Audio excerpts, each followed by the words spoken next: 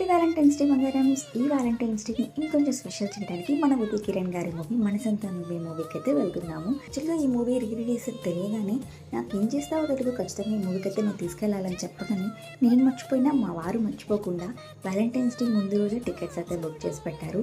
So నాకైతే చాలా హ్యాపీగా అనిపించింది.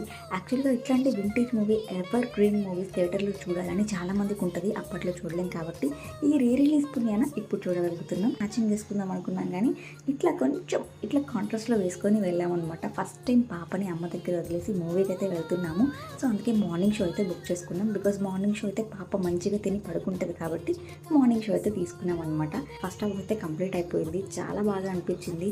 సో అట్లాంటి అప్పటి కాలంలోని ఎటువంటి వల్గారిటీ లేకుండా ఎక్కడ ఎక్స్పోజింగ్ లేకుండా ఒక మంచి ఫ్యామిలీ ఎంటర్టైన్మెంట్ మూవీ అంటే అప్పటి కాలంలో మూవీస్ అని చెప్పాలి. ఏంటి అప్పటి మూవీస్లో ఎక్స్పోజింగ్ లేదా అంటారా? ఎక్స్పోజింగ్ ఉండుంటుందేమో కానీ వల్గారిటీ అయితే ఉండదు.